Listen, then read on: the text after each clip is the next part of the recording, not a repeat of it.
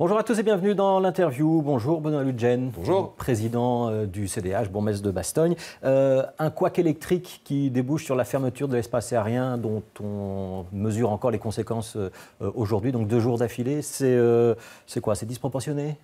Bon, c'est déplorable pour l'image de la Belgique et puis aussi par rapport à tous ces voyageurs qui ont dû attendre, qui doivent pour certains encore attendre que le ciel belge puisse s'ouvrir à nouveau. Ouais. On aurait pu diriger les avions sur les aéroports régionaux wallons, on aurait pu gérer la crise différemment. Vous avez des éléments ou pas encore? Non, pas encore, mais il faudra faire un débriefing complet en la matière pour voir si dans la situation de crise qu'on a pu connaître, les bonnes dispositions ont été prises et s'il n'y a pas eu d'autres dispositions, d'autres considérations que des considérations purement techniques en la matière. Ouais. Par exemple, que Bello Control aurait joué un peu solo, n'aurait pas confié le dossier à d'autres comme Eurocontrol ou les contrôleurs militaires ou... Notamment. Ouais, donc, les parlementaires vont interroger, les parlementaires CDH vont interroger la ministre compétente ou pas? Bien sûr, cet après-midi au Parlement, c'est important évidemment d'avoir toutes les explications en la matière. L'image de marque de la Belgique est durement touchée par ces 2 jours qu'on vient de vivre, sur le plan économique, sur le plan tout simplement de la crédibilité de notre pays. On doit pouvoir apporter les bonnes réponses. Moi, je n'accuse pas comme cela la ministre, c'est trop facile. Je veux simplement avoir les bonnes réponses et surtout voir tous ensemble comment on peut remédier à ce problème dans les années qui viennent, et dans les jours qui viennent et dans les mois qui viennent, et voir si on a pris toutes les bonnes dispositions en matière de crise, notamment de pouvoir disposer des aéroports régionaux, d'utiliser Eurocontrol ou d'autres systèmes pour pouvoir pallier à la peine qu'on a connue, qui donne quand même une image pour le moins déplorable de l'ensemble de la Belgique. Alors, autre dossier qui a fait beaucoup de bruit ces dernières semaines, c'est le redémarrage des centrales Doel 1, Doel 2. Jan Jambon, il était notre invité à votre place hier, il a dit si l'agence fédérale de contrôle nucléaire dit qu'il y a un danger, qu'il ne faut pas redémarrer, je ne redémarrerai pas. Vous lui faites confiance, ça va dans le bon sens, ça? Alors, je ne fais pas trop confiance. Ça vous rassure pour l'instant, ça ne me rassure pas du tout. Alors, ça ne me rassure pas pourquoi. Vous savez qu'il y a des obligations internationales aussi en matière de contrôle. Ouais. M. Jan Bon a dit qu'il mettait ça de côté, qu'il n'en avait pas besoin, que ça ferait a posteriori, c'est-à-dire au mois de février l'année prochaine. Donc on va d'abord redémarrer. Mais ça c'est légal, c'est vrai que ce n'est pas une obligation légale, cette inspection internationale. On ne joue pas avec la sécurité. On ne joue pas avec la sécurité des citoyens, il faut prendre toutes les dispositions. La ministre Marguem d'ailleurs avait déclaré il y a moins d'une semaine que toutes les mesures de sécurité en long et en large seraient prises pour faire en sorte qu'on puisse assurer la sécurité de l'ensemble des citoyens. C'est bien la moindre des choses. Ouais, en Belgique, c'est quand même l'Agence fédérale de contrôle nucléaire qui est compétente sur la question. On verra comment elle se prononcera. Vous lui faites confiance? Elle est indépendante ou pas? On verra l'avis qui sera remis. Il devrait être argumenté. Ce n'est pas simplement un avis pour dire oui ou non. Il faut argumenter les choses et on vérifiera effectivement de la pleine indépendance de ce contrôle. Mais au-delà de cela, ce qui est déjà sûr et certain, M. Grosfilet, c'est que la facture des citoyens va être largement augmentée, et des entreprises aussi, au travers de cette tergiversation du gouvernement fédéral, singulièrement de la ministre Marguem. Pourquoi? Elle s'est privée de l'interconnexion avec les Pays-Bas, qui auraient pu apporter une réserve stratégique complémentaire, de certaines relances turbines gaz-vapeur. Bref, elle a dû faire face aussi à des actions de sabotage qui ne sont pas la faute du gouvernement. C'est du tout au nucléaire, et elle se met quelque part à genoux devant les producteurs d'énergie nucléaire en Belgique. Ça, c'est une erreur fondamentale parce qu'on va payer la facture. Ça, c'est déjà une certitude. La facture sera salée pour l'ensemble des consommateurs. On le voit d'ailleurs déjà via un autre biais, c'est la taxation, l'impôt des sociétés pour les intercommunales, avec pour conséquence pour les habitants, pour les entreprises et donc pour la compétitivité et l'emploi, un alourdissement de cette facture. C'est pas bon pour l'emploi, c'est pas bon pour l'économie. Imaginez-vous aussi, un tout petit peu simplement, 15 secondes, les messages qu'on envoie au reste de l'Europe, aux investisseurs, en disant que dans notre pays, nous ne sommes pas capables aujourd'hui de pouvoir garantir l'approvisionnement en électricité durant les prochains mois. C'est quand même une situation qui n'incite pas des investisseurs de venir dans notre pays. Moi, j'ai des discussions là-dessus avec des chefs d'entreprise. Est-ce que Marie-Christine Marguem, elle a une autre solution que le nucléaire pour assurer cet approvisionnement? Elle en avait d'autres, en tout cas. Elle en avait d'autres. À sa disposition. Ouais. Elle les a balayés d'un revers de la main. La solution de l'interconnexion avec les Pays-Bas, la solution de relance de turbines gaz-vapeur, c'était 2 solutions complémentaires. Vous l'expliquez comment? C'est le poids d'un lobby? On n'a pas d'explication. C'est ça la difficulté. C'est incompréhensible. Si vous êtes à la place de Mme Marguet, mais normalement, vous prenez toutes les dispositions pour alimenter avec différentes sources en mix énergétique, comme on dit, donc de la diversification des ressources pour garantir l'approvisionnement. Vous ne voulez pas me répondre. Est-ce que c'est Electrabel qui fait la politique énergétique du gouvernement?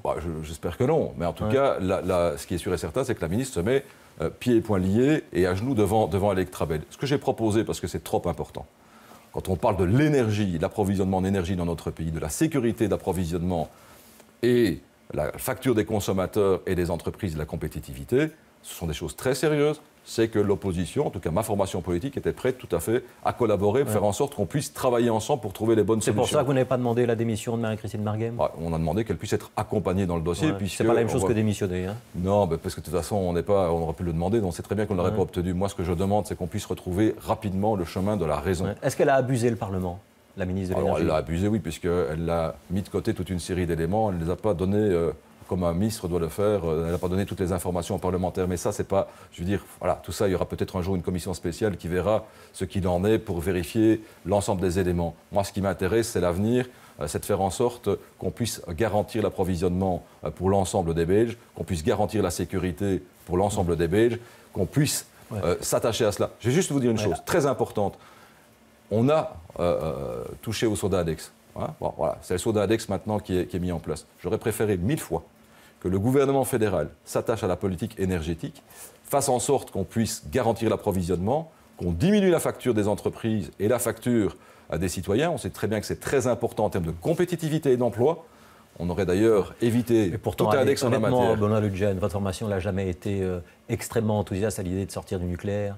Ah si, alors si, mais pas à n'importe quelle condition. Entre la vision écolo de dire il ne faut rien, le nucléaire il faut le supprimer, et la vision des libéraux qui de dire finalement c'est le tout au nucléaire, il y a une solution de raison qui est la solution un petit peu la sortie, de l'alimentation de différentes sources, pouvoir faire travailler tout le monde, développer les énergies renouvelables et faire en sorte qu'on puisse sortir du nucléaire avec la raison nécessaire en approvisionnant l'ensemble des besoins énergétiques dans notre pays. C'est ça, la voie de la raison, c'est une voie différente, alternative par rapport à ce qui est proposé par les uns et par les autres. Je ne suis pas dans le dogme, moi, je ne suis pas dans l'aspect dogmatique pour dire tout est blanc, tout est noir. Les choses sont beaucoup plus prégnantes que cela et pragmatiques. Vous venez de faire référence au soda index. Le gouvernement, enfin la majorité en tout cas, prépare un gros débat sur ce qu'on appelle le tax shift. Hein, donc c'est la baisse des charges sur le travail compensée par d'autres formes de fiscalité éventuellement. S'ils y renoncent, ce qui commence à se dire doucement, ce serait un échec? Ils y ont déjà en partie renoncé. Hein. Je me souviens, M. Grosfilet, il y a moins d'1 an, nous étions là, tous les présidents de parti, juste à côté, avec vous d'ailleurs. Très bon débat, je m'en souviens, c'était très agréable. Et chacun a pu développer les propositions en matière de fiscalité pour expliquer à la population ce qu'on voulait faire. Nous autres au CDH, nous proposions très nettement, très clairement, une suppression des intérêts notionnels. Pas la majorité. Donc une suppression des intérêts notionnels, faire en sorte qu'on puisse utiliser une partie de ces moyens-là pour diminuer les charges qui pèsent sur le travail, sur les classes moyennes et les PME. Charles Michel a fait des promesses, il ne va de nouveau pas les tenir. Mais il ne les tient pas. Ça fait l'objet. Allez, soyons bon compte, M. Grosfilet. Vous vous en souvenez comme moi, le débat sur la réforme fiscale était un débat majeur. Majeur, c'est vrai. Majeur pendant la campagne électorale. Vous êtes d'accord? Qu'en est-il un an plus tard? Nada, zéro. Je le regrette parce que derrière cela, c'est finalement une vision de la société qui est extrêmement excluante. Pourquoi? On favorise quoi? Les grandes multinationales, on ne favorise pas la mise en emploi, on ne favorise pas les classes moyennes, on ne les soutient pas dans les efforts et on ne soutient pas les travailleurs. Et si les entreprises disent aujourd'hui, finalement, la baisse des charges, on en a moins besoin puisqu'on est dans une période de croissance, ou en tout cas que les changes ne sont pas défavorables. C'est pas vraiment ce que j'ai entendu. Et on a plus besoin, par exemple, de réintroduire une période d'essai pour les contrats. Oui, mais non. C'est pas l'avis des entreprises qui compte? Alors, l'avis de grandes entreprises, c'est très bien. Moi, je m'intéresse aussi aux petites et moyennes entreprises, aux indépendants, qui sont le vivier, quelque part, la force d'attractivité et d'emploi pour l'ensemble de notre pays, pour la région bruxelloise, pour la Wallonie, et qu'on puisse les soutenir au travers d'une réforme fiscale. La période d'essai, c'est oui ou c'est non pour le CDH? On ne va pas toucher à cela pour l'instant. Ça fait partie de la on sort à nouveau de la concertation sociale.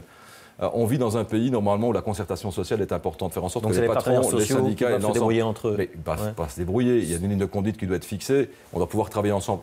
Moi, ce que j'ai mis sur la table par rapport aux partenaires sociaux, c'est de faire en sorte qu'on puisse réduire et supprimer même l'inégalité de salariale entre les hommes et les femmes, qui puissent faire des propositions. Il n'est pas normal, aujourd'hui, que les femmes soient maltraitées sur le plan salarial dans notre pays, dans un pays comme le nôtre, démocratique, qui est au cœur de l'Europe. On est dans un jour de grève dans les transports. Un service minimum en cas de grève, c'est aussi la concertation sociale ou c'est le législateur qui doit trancher? L'Open VLD introduit de nouveau un texte sur cette question. Alors c'est une vraie fausse bonne idée, puisqu'on sait très bien que d'imposer le service minimum, s'il n'y a pas la concertation avec l'ensemble des partenaires, ça ne fonctionne pas. Prenons les exemples dans d'autres pays où on doit pouvoir ensemble, avec les patrons, donc de nouveau les partenaires sociaux. Oui, attendez, juste une chose. Par contre, les grèves sauvages, il faut les dénoncer et il faut les condamner. Elles doivent être sanctionnées devant des tribunaux.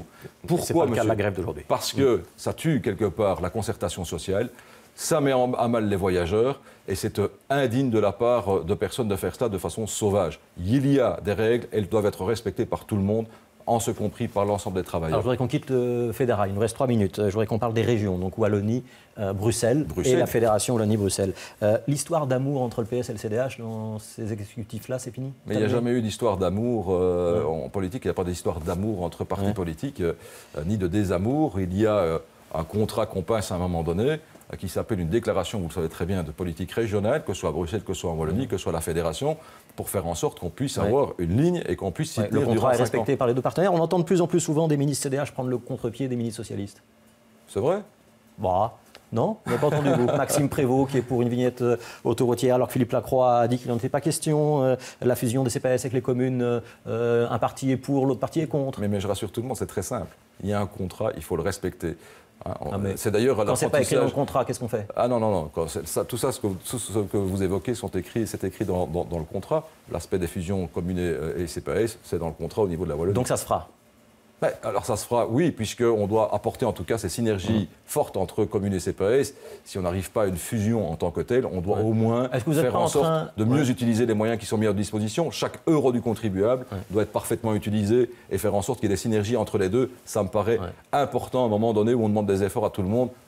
Faire des efforts d'optimalisation, c'est une opération qui est un peu une opération de descotchage et en tout cas de marquer sa différence? Moi je ne vis pas, je lis tout ce que je peux lire, etc.